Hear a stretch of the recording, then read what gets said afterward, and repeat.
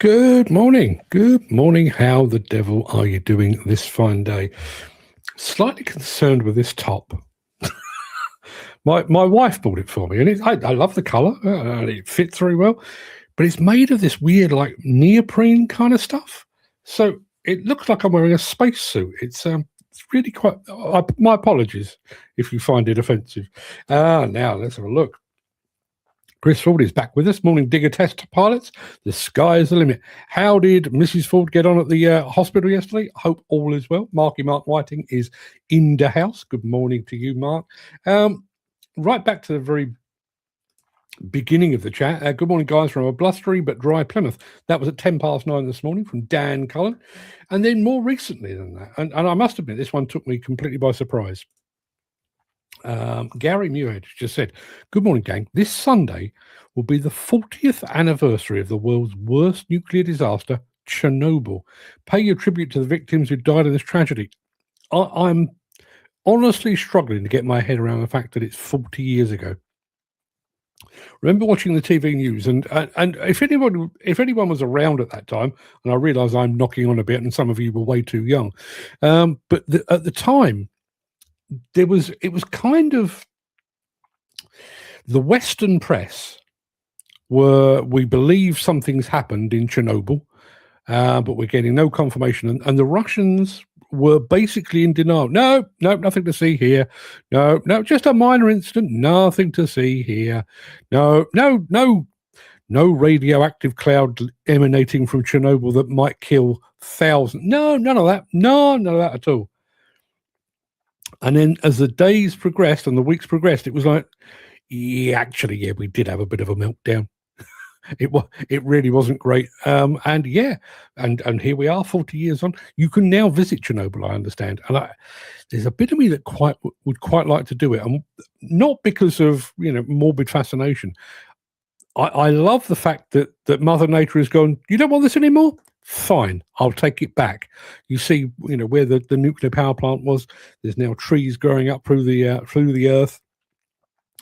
Where there were once roads, there are now fields, and Mother Nature has got a fantastic way of recovering. So yes, love to go. If anyone would like to take me to Chernobyl, I'd love to go. Morning, peeps, says Jim Turner. Jim, I hope you can stick around for today's morning monologue because you are the very inspiration for it. And while we're talking about Jim, he's just had his first 50,000 view video, which is fantastic news. I'm not allowed to visit now after the Russia attack. No, obviously, Russia's kind of in lockdown, but one of these days on my bucket list. Probably Canada first, and then Chernobyl. Morning, Ken Hatcher, who has got weather. Our friend John the Ball is back with us. Morning, John. Good of you to join us. And Jim Turner saying dry, bright, and drafty in Nottingham. Yeah, it's dry, it's bright. It kind of feels like the weather would like it to be summer, but is not quite ready. And I am quite frustrated by it because I'm going away later this year. I'm on a cruise in August, and I've already started to stock up on clothing, some nice light trousers and a couple of new shirts and stuff. And I'd quite like to give them an outing. But every time I look at them in the wardrobe, the weather says, not today, sunshine, and I'm left in me jumpers. Stefan Edwards, all the way from the Netherlands, is here now. And Jim Turner, well, Jim has himself a banger. That's what we call it. He says his video, which I said was up to 50,000 views, is now 90,000. 90,000.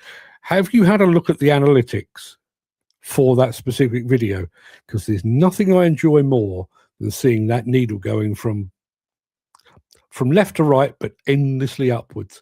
There is a thing that Fred and I discuss this quite a bit, because obviously we publish a lot of videos. The L of death. The L of death, right? Okay, so this is how it works with a lot of videos. You get this takeoff, you got like an almost vertical line of engagement, and then it stops. And it just becomes an L. Nothing I find more frustrating. Dan says it's gale force here. Well, you are stuck out in the ocean, aren't you? Chris Ford said Mrs. F is improving slowly. Had to bring her home, not for the first time. Once I went to a wife swapping party, but no, I brought a digger, so I had to take her home again. Well done, sir. I mean, Russia attacked the building, securing the radioactive. The radiation is leaking. Yeah, I don't particularly want to go to the actual power station. I'd quite like to just go to the town. And I watched a film once of somebody that went fishing there. I think possibly even in one of the old cooling tanks, there are fish in there. And boy, they're freaky. Still quite like to do it though. Right, let's get this out of the way. Yes, I was saying today's morning monologue is inspired to a large degree by Mr. Turner, not because of his growing YouTube popularity. I now consider him a rival and will treat him with the disdain he no doubt deserves.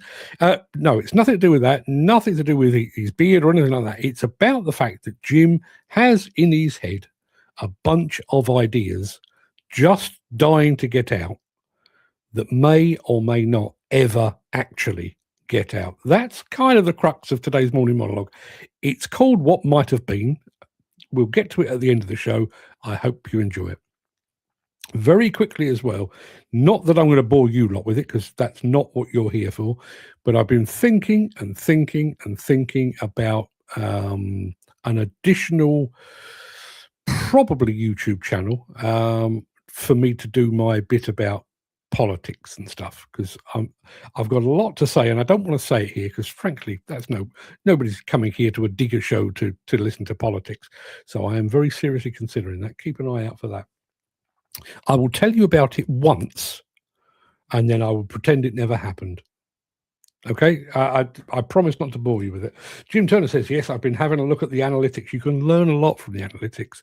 Obviously this is not the nature of this show either, YouTube tutorials, but you can learn a lot.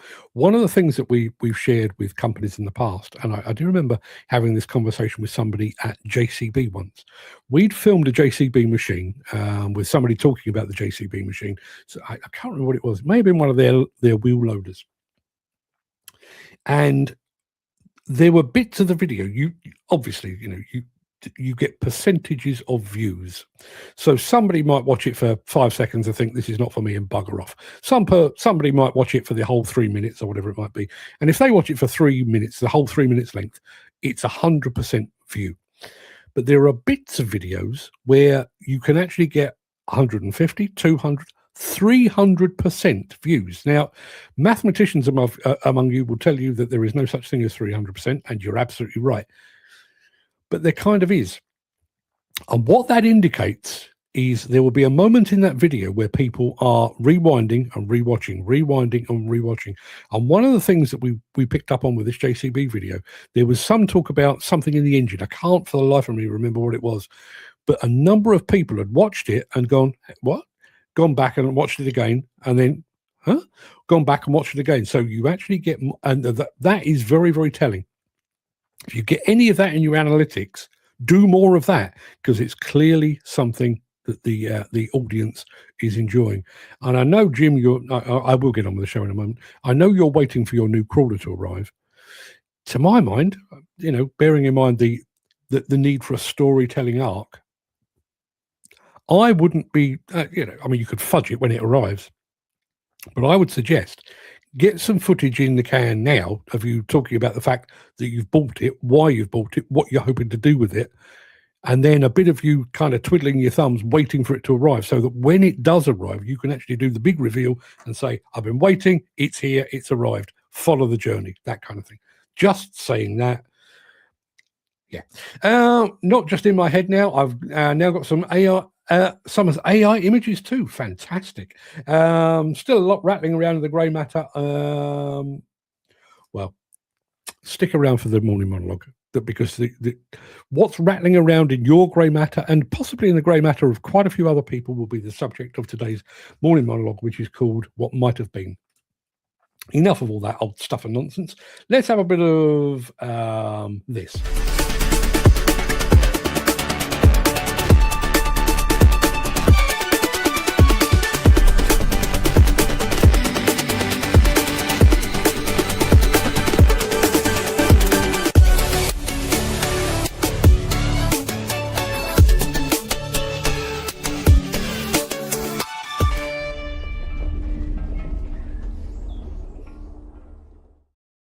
Yeah, just want to say good morning to Alfie Brokk over on Instagram. I'm assuming that's the Alfie Brokk of Brokk Demolition. If it is, morning, Alfie. Good morning to you.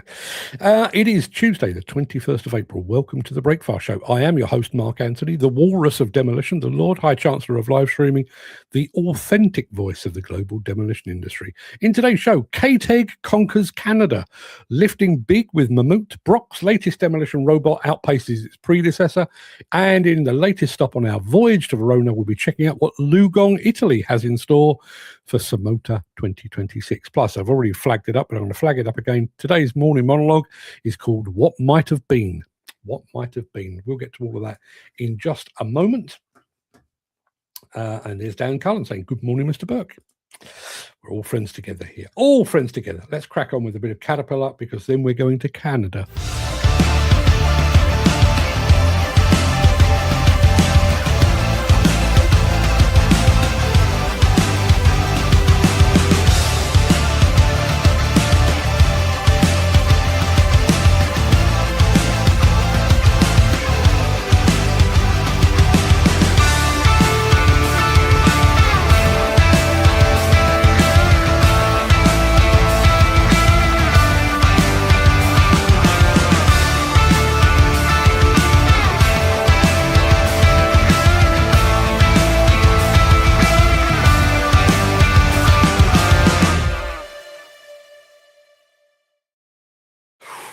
It's a fair comment, Dan. I've called the morning monologue what might have been. It could be what could be.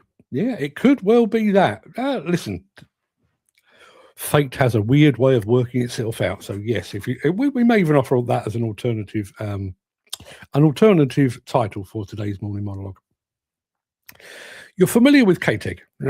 If you're not, let me just do a very quick recap. They are basically the German dealer for Hitachi. But not only are they a dealer, they've become very adept at modifying Hitachi machines. In my part of the world, they tend to modify them for demolition purposes. And their modifications are so good that they've now been absorbed, at least some of them have been absorbed into the Hitachi product line. So there are some products that are in the Hitachi lineup that are actually Hitachi, hand it to KTEG, KTEG do the modifications, and it becomes a branded Hitachi, okay? So you've got a Japanese machine with German modifications. It's now in Canada, and we're featuring it on a show in Great Britain. International doesn't even begin to describe it. Going to say quick good morning to Jamie Talvui. Good morning, Jamie. Promise I'm still working on the video. Back after, no, I've already flagged it up. KTEG in Canada. Hi, my name is Jordan McElligott. I'm a high reach operator with Priestley Demolition. This is our new KTEG KMC 500. It's a Hitachi base machine and it's been customized from there. With this configuration, it's about 53 tons. The best thing about this machine is we can take the booms on and off pretty quickly. We have the oil quick setup on the boom right here. That really cuts out a whole lot of setup for these high reach machines. I'm really liking it. The machine's really planted. It has extendable tracks, so it's nice and wide.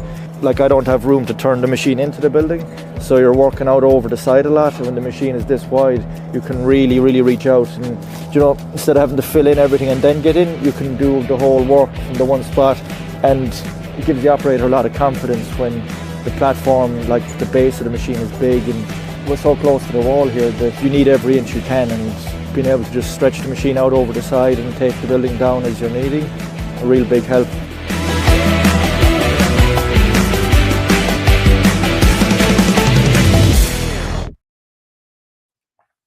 Wasn't that a lovely Canadian accent? Clearly not. Yeah, clearly not. Dan saying, looking forward to that. And top of the morning, Jamie lad. Top of the morning indeed.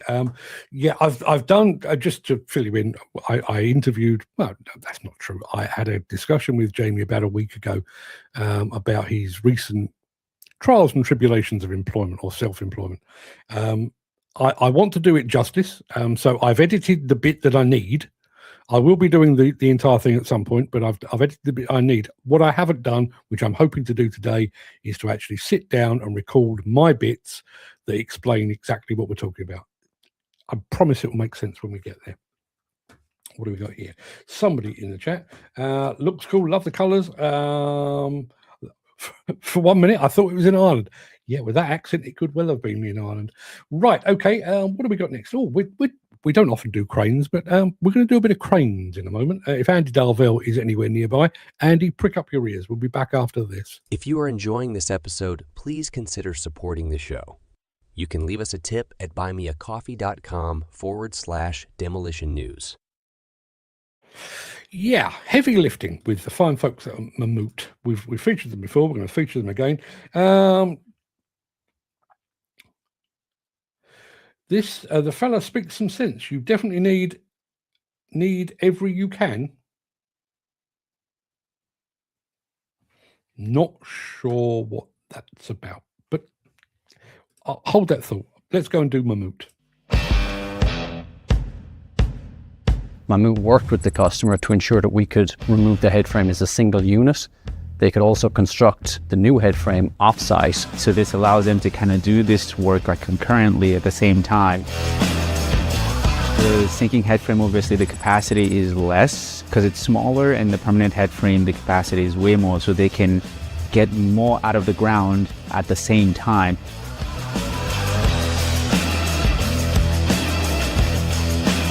When they're actually ready with the foundations for the permanent head frame, they can move the sinking head frame out. The sinking head frame is the existing head frame. They can move it out. We can bring the SPMTs in and then take the permanent head frame and install it, because it cuts the construction time by quite a bit. So that's why we're doing it that way. The mine is a potash mine, and it's located in Jansen, Saskatchewan. The mine is located in an extremely remote location, and therefore the access to workforce capabilities, on-site specific, tailor-made services are difficult. The reason we're not building it in place and we're building it far away is it allows for the construction to be accelerated.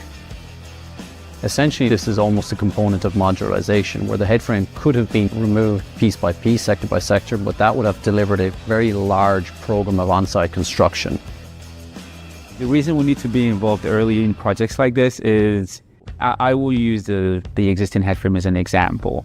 There is actually no structure that we can use to carry it out from where it's currently situated. So the pre-planning allowed us to actually look at the whole structure and then recommend it to the client where they needed to install the steel for us to actually come in with the SPMTs and pick it up and transport it. My favorite part of working on projects like this is, especially getting involved at the beginning, is being able to see the bigger picture. Future clients can benefit from Mammoet's execution of a project like this, relying on the fact that Mammoet has been in Western Canada for a number of decades. It's our intention and our desire to continue to support our customers. There's a robust market in various industrial sectors within Western Canada. We want to retain, and we have a good plan for succession and collaboration and continuity of the equipment we have here, which means that customers can rely on a flexible and local fleet of equipment, as well as, on occasion, if requiring specialized equipment or global equipment, that ability to transfer the knowledge and tap into those global resources are there for the customer.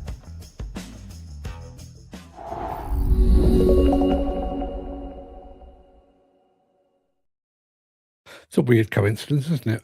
Gary Muirhead, before the show even started, was talking about the fact that this Sunday is the 40th anniversary of the Chernobyl disaster. And he's just reminded me of this. It was Mammoet that moved the safe confinement into place at Chernobyl to protect it, the biggest land move structure ever.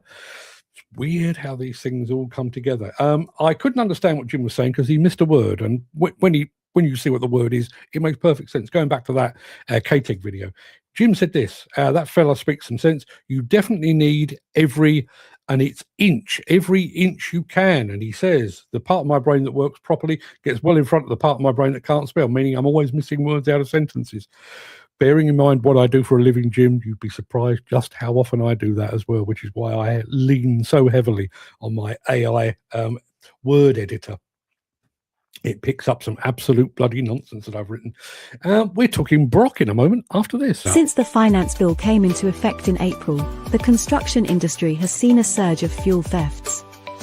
The rising cost of living has placed an additional risk of theft by employees and contractors, as well as opportunistic thieves. By using diesel dye and placing warnings of its use, you are sending a clear message that this is your fuel.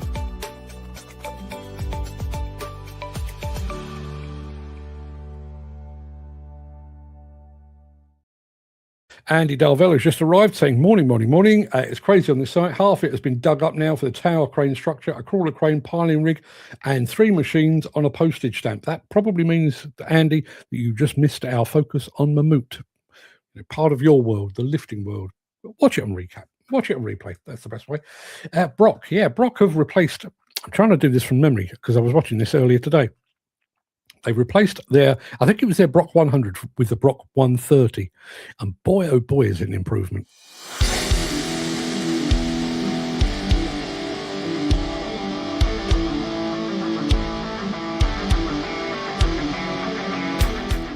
It's like night and day. I can't really explain it, but it's real aggressive and it's going to do the job. Compared to the 110, you will feel it, absolutely.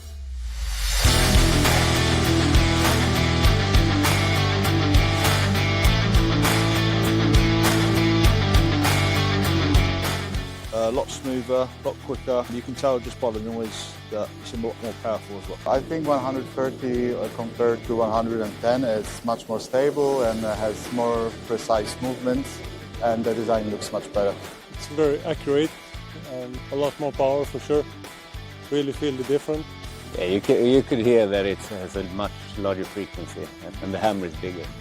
The first impression is so much smoother, the movement, and obviously the power is more bigger than the other. It's impressive.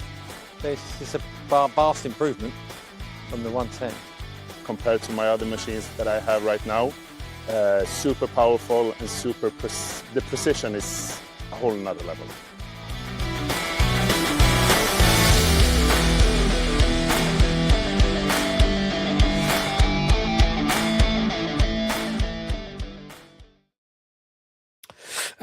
In answer to Dan's question, have you seen your man from Brokk recently? No, that's Jeff Pinion. I haven't seen Jeff in ages. I haven't spoken to him either.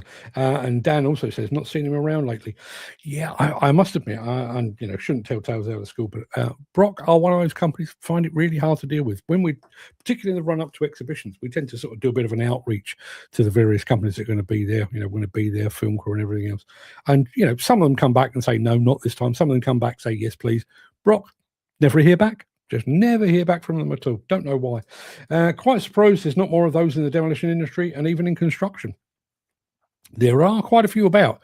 I think if you spend any real time in demolition, you'll certainly come across them. And there are some companies out there that are using them very, very well. Not suitable for every job, obviously, but yeah. And they also overcome that thing. Remember back in the 70s when the Daleks and Doctor Who were all the rage and everyone just always used to say, well, run upstairs. Daleks, they're on wheels. They can't go upstairs. Brokks can. They can go upstairs. Surely that means they could take over the world. Possibly. Italy.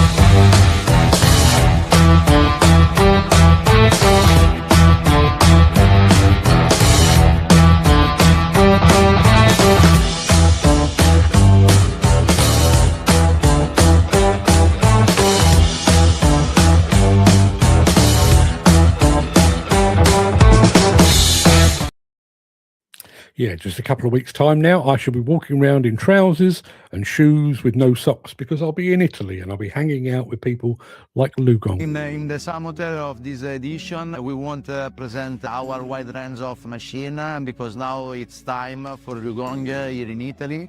It's the first edition of SaMoTeR because we started 3 years ago, but with a dealer. And now we are direct present for this international event. So LiuGong is a major in China. And now it's time to present all the range we have here.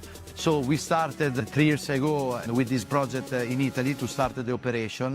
Now LiuGong Italy is a reality because now we are based in Verona, and we start with this new company that is LiuGong Machinery Italy. LiuGong Machinery Italy operate in Italy, Spain, Portugal, and so this is the new entity under LiuGong Europe. That is the platform that we have. And now is also our time to start and to present this electric machine, because we understood in our last years that are the customers that start to request this type of machine, because when, for example, you work in a fence area, okay, and you work in a closed area, like for example the recycling plant or some type of quarry aggregates, okay, where you find a fence and electricity, are the same. Now also the cost of the electricity, if we compare with the last years, is a bit better, and the people start to understand about this convenient, and they can save a lot of euro. Okay, I can make a comparison. So is in 10,000 euro you can save 100,000 euro, okay, if you consider now the cost of the diesel. And for sure, for some type of activity is more convenient. And what we want transfer in the SaMoTeR, it will be LiuGong is a full solution of product. Okay, we are not only the electric, but this is the trend of the world that will come. Okay, because now the customer request, we have a lot of solution, also diesel. We have a full range now of CE machine, so are certificated to work here in Italy and in all over Europe. And what we want transfer is this, that we have a wide range. Okay, we are focused now in this new project of the BAV, but it's not too young, because we start in 2014 to start to develop this project, and now is a reality. Thank you very much indeed for that. Yes, Dan Cullen says, very quickly, Dan, you start a lot of your questions with, here's a question. You don't need to do that. Just send us a question. Save you a bit of typing, save your fingers. But he says this: how much does it take for brands to transport equipment to shows in various parts of the world? And is that cost added onto the equipment if they get sales there? Right, okay. Let's have a bit of a natter about that, shall we? I will do the morning monologue in just a moment. There are several points to address with that. First and foremost, it costs a lot. I mean, to get a machine, particularly some of the bigger machines, it costs a lot to get the machine there. One of the things that we've experienced over the past decade or more is the timing of these things is vital. So some of the machines, the really big machines, like the big dump trucks that, for example, the big T264, the electric version that they had at the Mine Expo show on the LiuGong stand, it was built because it had already been sold to Fortescue Mining. And Fortescue Mining basically agreed to allow them to display it on that show at the showground in America, and then to put it on a boat and send it to Australia. So the timing is everything. If there's not an order, you might want to put a D11 on a stand at ConExpo, but there's not one actually been built yet. They don't generally build them from stock, as far as I'm aware. So timing is a thing. Moving those machines around costs a fortune, and particularly when you think, if you happen to be Caterpillar, you build a lot of your machines in America, so getting your machines to ConExpo in Las Vegas, yes, it's road transport, but that's the worst you've got to endure. If you're an overseas, like a European manufacturer or a Far East manufacturer, you've also got to, excuse me, that tea's gone down the wrong hole. You've also got to get it across the ocean. Do they add that cost of transportation to the exhibition, to the cost of the machine? I would think not. In actual fact, in my experience, it tends to work the other way around. I know, particularly with attachments manufacturers, for example, at Hillhead, they will put an attachment on display and they will discount it if somebody buys it during the show, and rather than taking it back to their factory that may or may not be in the UK, they send it straight to the customer. So they've transported it, they've paid for the cost of getting it there, but they will then discount it so they don't have to take it back to France, Italy, Germany, Spain, whatever it might be. So that's kind of your answer. But it is an absolute fortune. It is an absolute fortune. I mean, you know the costs of moving an excavator from point A to point B. Well, imagine doing that. You think about the Volvo stand. What did they have on the Volvo stand at ConExpo? 50, 60 machines, all of which have to be delivered, some of which had to be built on site, and they've all got to be taken apart and shipped back out again. Massive cost, massive cost. And Dan says, interesting. Thanks, Mark.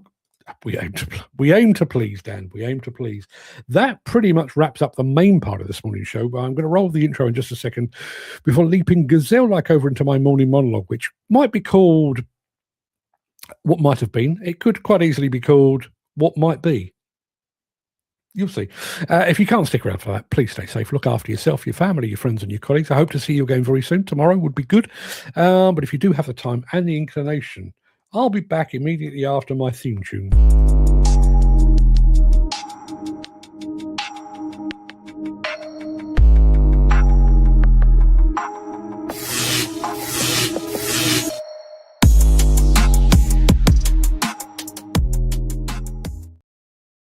I remember it so clearly. Her voice was fragile, filled with emotion, her fingers gliding over the fretboard with speed and dexterity. Her head was bowed throughout, occasionally peering out from beneath a mop of dark hair at the people who had stopped to listen. She was, by any measure of talent, a star, blessed with the ability to command a stadium into silence with nothing more than that guitar and that heavenly voice. But she was playing to an audience of about 15 people on a cold, dark night in Stockholm, trying to make herself heard over the sound of chattering locals and clinking glasses. Why wasn't she famous? Perhaps she didn't have the look that the record labels wanted that year. Perhaps she was 5 years too late for the folk revival, or 10 years too early for the singer-songwriter boom. Or perhaps, most tragically, she just never got to stand in front of the right person at the right time. We walked away saying, she was great, wasn't she? It's a shame they never made it. In the world of demolition and construction equipment, we're surrounded by the stars that did make it. We see the yellow of Caterpillar, the orange of Hitachi, the white of Liebherr. We treat those machines as the inevitable peak of engineering evolution. But any grizzled plant manager or frustrated design engineer will tell you the history of our industry is littered with the mechanical equivalent of that pub singer. Brilliant, game-changing innovations that just never got their break. For every Joe Bamford, a man whose vision for a backhoe loader fundamentally reshaped the global landscape, there's 100 innovators whose names have been bleached from the pages of history or whose ideas never even made it onto paper in the first place. Innovation in our sector is rarely a straight line. It's more like an obstacle course.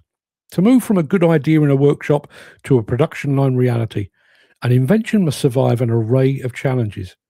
It must be market ready, which often means not so different that it scares the accountants. It needs to fit into shipping containers. It needs to be serviceable. It needs to be serviceable by a technician who spent 30 years working on traditional hydraulics. How many ideas for revolutionary demolition attachments were laughed out of offices in the 1980s because they looked too radical? How many hybrid drive systems were proposed in the 90s, only to be shelved because diesel was cheap and the green movement was seen as a fringe distraction? We like to think that the best ideas always rise to the top, but in an industry as capital intensive as ours, the best ideas often lose out to the safest one.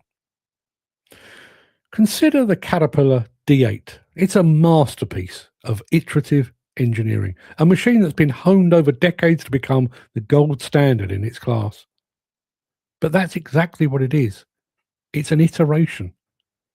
When we look at a modern demolition site, we see a symphony of loaders, excavators, and crushers, each one significantly more efficient than its predecessor from 20 years ago. They've got GPS, telematics, climate-controlled cabs, Tier 4 engines. But at their core, they're doing the same things in the same ways. The excavator digs, the dozer pushes, the crusher grinds. We have, it seems, reached a plateau of refinement.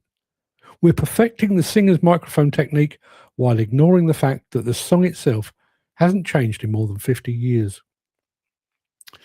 What if in the mid-1970s, a frustrated inventor in a small fabrication shop in the Midlands had solved the problem of continuous demolition, a machine that didn't just bite and drop material, but processed and sorted it in a single fluid motion?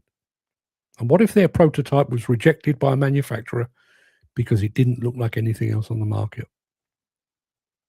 It's just one or two of those misfit ideas. Let me do that again. If just one or two of those misfit ideas had gained traction, the modern job site wouldn't just be faster, it would be unrecognisable.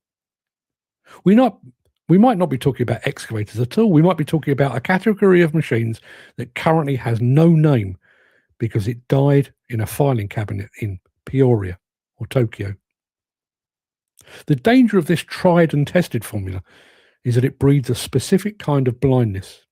We've become so accustomed to the limitations of our current fleet that we've stopped seeing them as limitations and started to see them as laws of nature.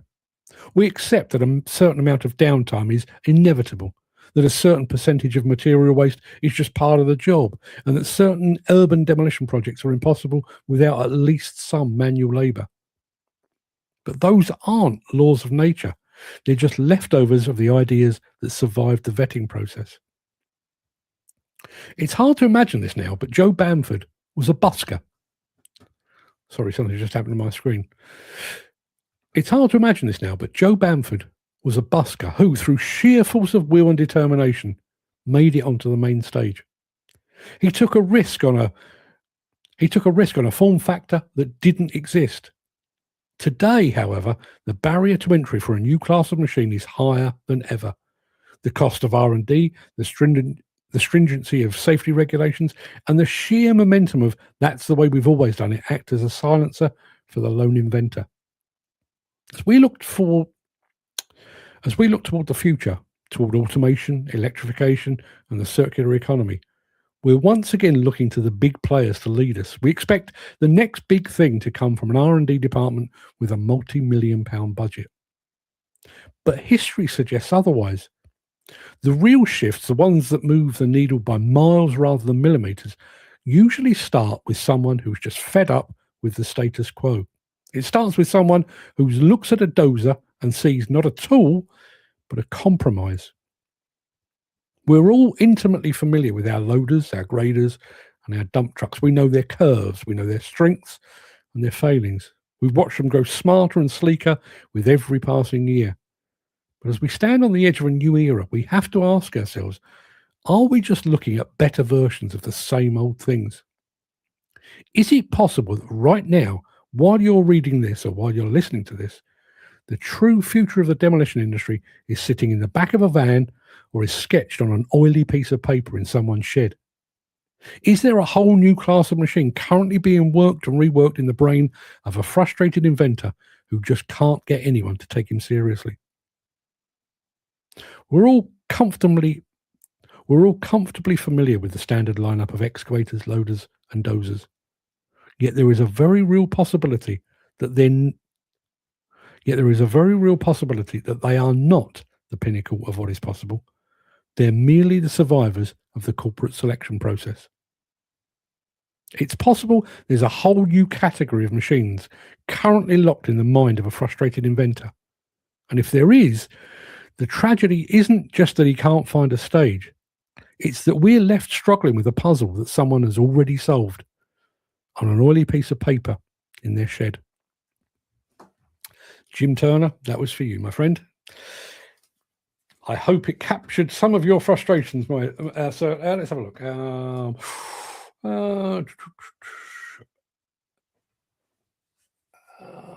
We got that machine of Gary's and 4 ADTs from Scotland. Cost 60,000 quid to get 5 machines from Scotland to Plymouth. Yeah.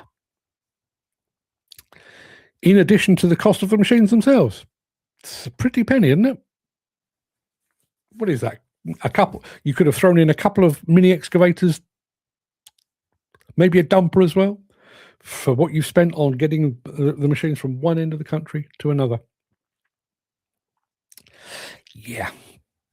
So going back to the morning monologue, and that, just to be clear, that story about the girl singer, we were on a trip. It was a trip to a crane company, whose name has completely gone out of my head. Kranlift, somebody like that, based up in Sweden. And Sweden's a weird place because booze is so expensive. People tend to save their drinking for the weekend. So Friday and Saturday, the bars are heaving with people. Midweek, there's no bugger there. You've got the bars to yourself. Me and a friend of mine were walking past a bar, and we heard some music coming out, and actually thought it was coming out of the stereo. Didn't think it was live music, but we popped in. Sure enough, there's a girl sat on the stage, just a fantastic guitar player, fantastic singer. And we sat there for a good hour or thereabouts. And I reckon she was playing to an audience that probably peaked at around 15 people. And you think, all that talent, and, she was beautiful to look at. She sang beautifully, just unbelievable. And then you think about the tosh that I was going to say appears on Top of the Pops. I don't think Top of the Pops even exists anymore. And you just think, that there is that much talent that's being wasted because it doesn't fit. And I just going back to this notion, I've seen Jim's commented on that. Just wonder about that. And I mentioned the notion of accountants being part of the design process. If a JCB or a Caterpillar or a Liebherr or I'm not going to say Volvo because Volvo do it a bit, but one of the major manufacturers, one of their R&D people says, I've got an idea for a brand new type of equipment. It's not an excavator. It's not a dozer. It sits somewhere between the two. Okay, how much is it going to cost to develop this? Well, probably about 10, 20 million pounds over the next couple of years.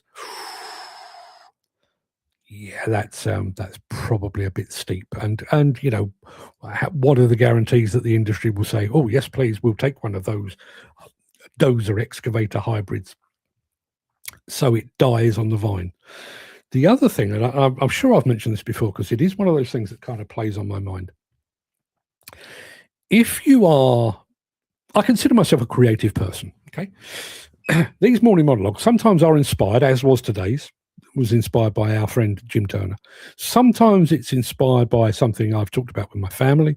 Sometimes it's inspired by something I've read about or seen on the evening news or watched on YouTube. Just something has occurred to me. I thought, okay. So I'm drawing my inspiration, my creativity from loads and loads and loads of places. If you are a design engineer in a major equipment manufacturer, for one thing, how much exposure are you getting to the realities of site? My guess is not a huge amount. But even more than that, in order to get to your place of work, and in my head, there's still sat a drawing board like the old architects with pencils and set squares and stuff. I realise they're doing everything on computer. But if in order to get to your desk, your CAD CAM system where you design and perfect machines, you have to walk past a production line that contains stuff that already exists, telehandlers, excavators, mini excavators, dumpers, whatever it might be. By the time you've got to your desk, you have been subconsciously indoctrinated into the existing way of thinking. For example, I write. If I only ever read Ernest Hemingway, which was the case for a while, my sentence structure would be a certain way, and I would write and intonate, and you'd become kind of a clone of something that you've already seen, that you already admire and respect. I wonder about those that work in R&D. Are they sent out into the wild? Are they sent over to the automotive industry? Are they sent over into other parts of industry? Do they get exposed to new and fresh ideas enough? Or are they just in a constant loop? We've got a 20-ton excavator. we've got a Mark II 20-ton excavator. We're 5 years on, we're going to Mark III. 5 years later, we're going to Mark IV. 5 years later, well, we can't keep calling them Mark something or other. We'll call it the GT. We've got the 20-ton excavator GT, but it's the same thing with just iterations and iterations and iterations. How many, I wonder, JCB have their product. I'm not singling them out by any means, but JCB, Volvo, Hitachi, Caterpillar, Komatsu, all of these companies, they've got their R&D departments. I wonder how many ideas, machines, systems, attachments, methodologies that they've developed over the years that somebody somewhere has gone, yeah. I wonder how many of those they're going. Speaking of that, Jim Turner says, "Thanks, Mark. You've just described me perfectly and my frustrations. I believe there's a lifetime. I believe it takes a lifetime moving muck to realise what the industry is missing." Yeah. Now, I say this every time I use a football analogy. I always use football analogies, but it's easy. It's easy to understand. It doesn't always work this way, but if you've been a good player and played at a high level, and you've worked under a really good manager, and I'll take for example Frank Lampard, left West Ham. Got to be honest, we weren't even that sorry to see him go, but he went to Chelsea and became a global superstar. He played under Jose Mourinho. He became the highest scoring midfield player the Premier League has ever known. An England star, World Cup star, and so on down the line. He has now gone into management, and he's now managing Coventry, and he's just got Coventry from the Championship up to the Premier League. He's a guy that's been there. He's done it. He's done it at the very, very highest level. He's done it at the highest level and been guided by some of the very best managers in the footballing world. And maybe it's not a huge surprise that he is now enjoying some success as a manager. Think about that from a Jim Turner point of view. He's worked on site for years and years and years. He's worked under people that have inspired and guided and led. He's been exposed to multiple machines. 1 week he might be driving a JCB, the next he might be driving a Cat. Week after that he could be on a Kubota or whatever it might be. And all of that is gradually sort of populating the grey cells in the dark recesses of his brain. So when of an evening he sits down with a piece of paper and a pen and thinks, this could be better. This excavator, this dozer, this dump truck, this could be better because of this thing. I've driven 55 different iterations of this machine from various manufacturers, and they all share this common fault, problem, shortcoming, failing, and I know the solution. Somebody that is constantly sat in a design studio with their big curved screen and their fancy CAD/CAM systems are never ever going to come to that realization, because they don't experience the realities. Now, this is not a criticism of them. It's not a criticism of the manufacturers. And the manufacturers, they have limited R&D budgets. They spend a lot of their R&D budgets trying to circumnavigate changes to emissions regulations and all of that kind of thing. But out there in the wild, out there with the Jim Turners and the Gary Muirheads and the Dan Cullens and the Ken Hatchers and the Chris Fords of this world, there is possibly something. It might be an entirely new breed of machines. It might be a new attachment. It might be something as straightforward and as seemingly innocuous as a new system of getting in and out of a cab more safely without hurting your knees and your hips and your spine. It might be something as simple as that. But as it stands today, that is locked up in somebody's brain, because there is not currently, as far as I'm aware, there is not a forum for somebody to say, look, I've driven 77 different types of excavators and every single one of them has this failing. Here's a solution. And I wonder about the loop, that loop that you find designers trapped in. Going back to the singer thing. if you are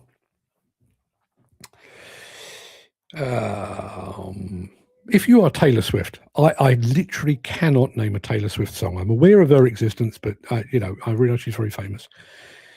If you are Taylor Swift and your last 8 albums have all gone platinum, they've earned you millions of dollars, your global tours have earned you billions of dollars, are you actually going to sit down one afternoon and think, do you know what? I'm going to record a heavy metal album? You're probably not, are you? Because you've already done the poppy country kind of thing that Taylor Swift does. It's been successful. That's what your fans want. That's what your fans expect. That's what keeps the bills paid. That's what keeps the millions chugging through the coffers. The thought of Taylor Swift sitting down and saying, yeah, fuck it, I don't care about any of that. I fancy doing myself a heavy metal album.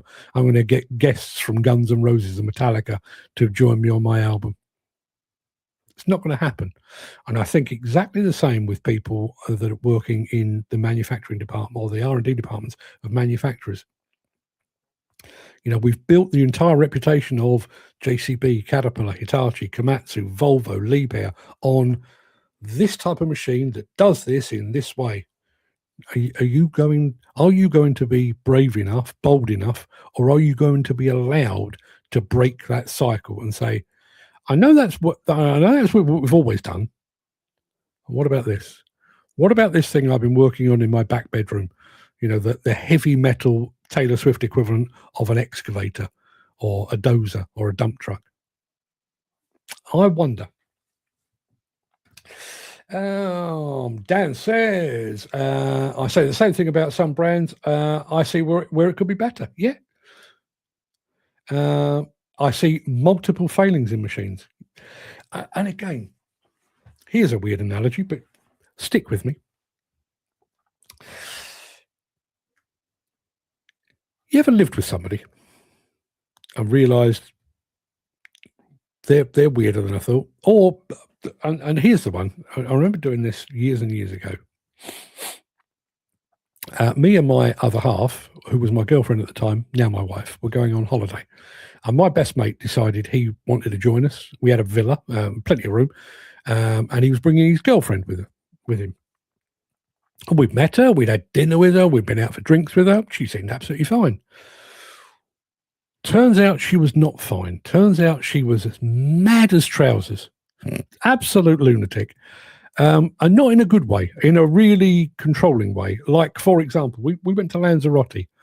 She wasn't particularly keen on the sun, so she insisted that she, and therefore he, stay in the villa all day. We came in one evening, having been on the beach all day, and as you do, we walked sand into the villa, and she went ballistic. You can sweep that up, but walking sand, I've been cleaning in here. You've done what? Just a complete lunatic. Where was I going with this? Yes, okay. So you don't really know somebody until you spend a lot more time with them. And I would say exactly the same about machines. Yes, you may have given it nice, sleek curves. It satisfies emission regulations. You sit in the cab and all the joysticks and the levers are all exactly where they should be. There's plenty of room for your feet. There is a couple of blind spots with pillars and stuff, but by and large, it's pretty good visibility-wise. It's pretty damn comfortable. It's properly safe and everything else.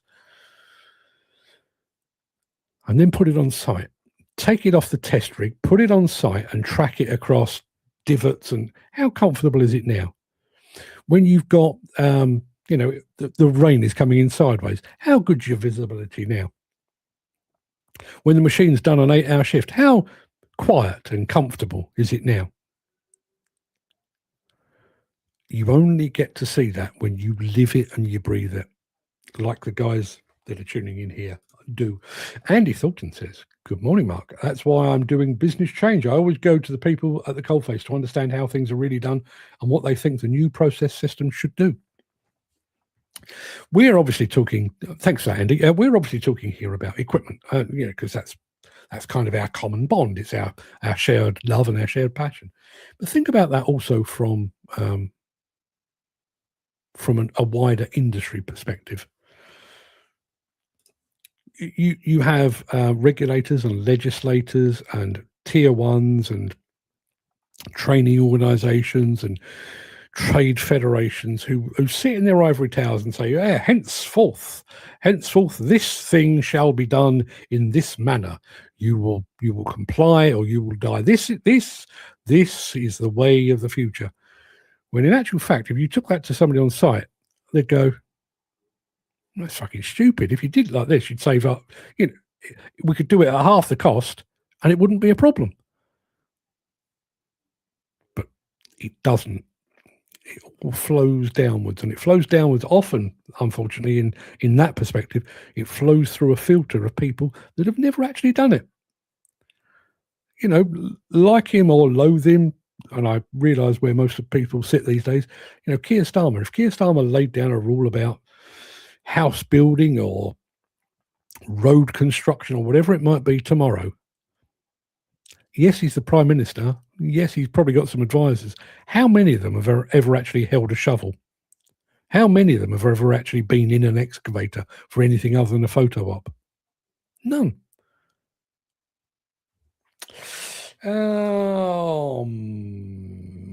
Yeah, I know you said this yesterday, Dan. I often wonder why they don't center the boom on machines. Makes life easier, I believe. There was a machine in the past where that was the case, and I'm trying to remember what it was. If anyone can remember where the boom was located centrally. But again, and I know that, if Gary Major is watching this, you will remember the first iteration of the new Dresster LiuGong dozer, I know 6-7 years ago, where they actually centered the cab on a dozer,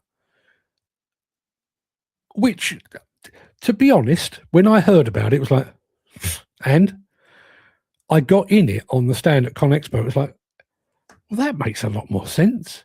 I can now see both edges of the blade, which frankly is all that you're really interested in. It just made sense, but it took somebody to come in out of left field and say, why are we offsetting the cab? Why don't we put it in the middle?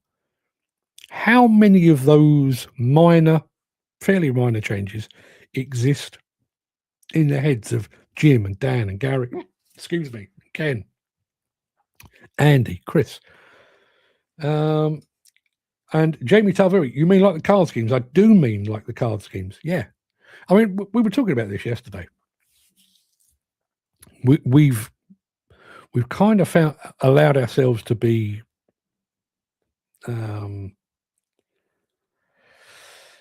what is the word I'm looking for? We've been sold a pup, basically, in so many different instances. The card scheme, I think if you really sat down and thought about it, the idea of a competence card scheme, we want our workers to be safe. I think we're all in agreement on that. Yes, absolutely, we're in agreement on that. Well, we need to be able to make sure that they're trained. Yeah, that certainly makes sense. How are we going to do that? Well, why don't we have like a driving license for operators? Yeah, on paper that sounds absolutely brilliant, and like it is with a driving, with your driving license.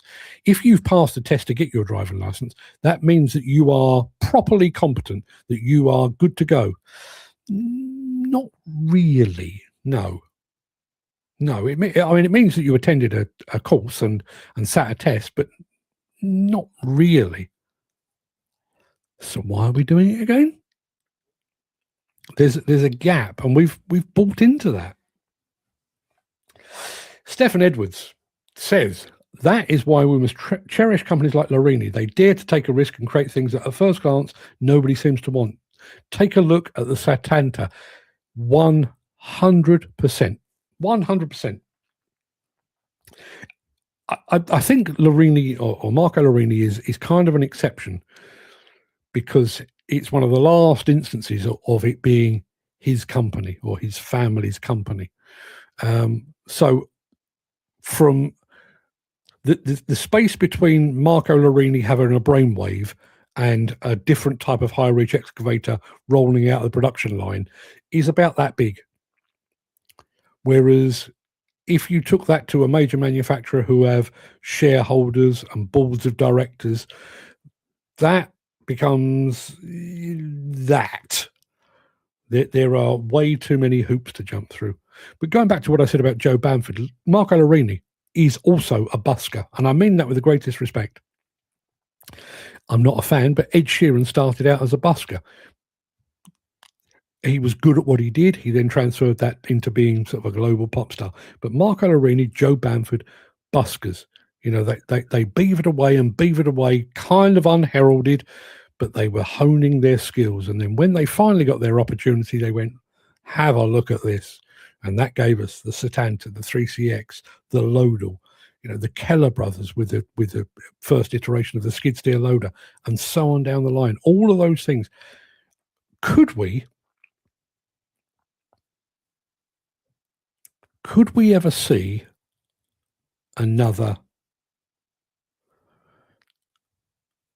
Keller brothers, another Joe Bamford, another Marco Lorini?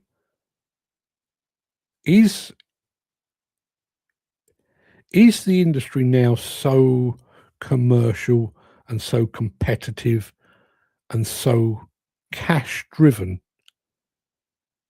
that we've basically priced out the innovators, the true innovators? I don't mean those that iterate on something that's already gone before. Those that they don't just go out of left field, they go out of the field that's to the left of the left field. They don't just think outside the box. The box is a fucking blur to them. They've just gone completely off on their own. Is there room for those anymore?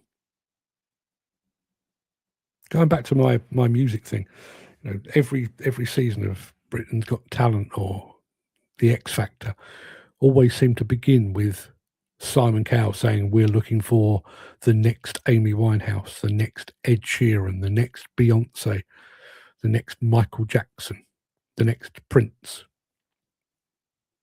We've already got all those. Don't want them. Show me something new. Show me something completely new. Show me something I have never, ever seen before. And when was the last time that happened? I mean, I think the SaMoTeR is a great machine, and I've seen it up close. I've been in the cab, and it's fantastic. It's not completely new, is it? It's a high reach, looks a bit like a crane. There's a bit of both in it. It's not entirely new. Where is the original skid steer? Where is the original 3CX, the original Lodal? Andy Darvell says the SaMoTeR looks amazing. Love to have a go and see how it compares to regular high reach machines. It looks a lot more balanced with the boom at the back. Yeah, unfortunately, I didn't get to drive it. It was only in basically their car park or their yard. It does look more balanced. Obviously, they're out in the wild now. I'd love, Marco, if you're watching, I'd love to go and see one of your new machines actually out doing its thing. I'd love to see that. And ultimately, I'd love to see the SaMoTeR and Lorini succeed in much the same way as I like to see Kokurik going from strength to strength, because they're kind of out there on the bleeding edge. They're not completely doing what's gone before. They're pushing the boundaries. They're pushing the envelope. They're doing new things, and more power to them. More power to them. And Andy says, and he's building big ones too. Yes, he is. Yes, he is. I mean, I'm Marco, this is directly at you. I don't suppose you're watching today, but if you happen to be, I'm going to be in Italy in a couple of weeks' time. What do you say, my friend? What do you say? Love to come and pay you a visit again. That will do us for today. Jim, as that was aimed mainly at you, keep on keeping on. Maybe just one day somebody will wake up and realize that busker is actually the next superstar. You never know. You never know how these things might work out. Until then, everybody, have a fine and splendid day. Enjoy the weather, whatever you've got. Dan, nail down the week, because it sounds like it's quite blowy where you are. I'll be back tomorrow for yet more of the same, talking about Lord alone knows what. Till then, everybody, have a good one.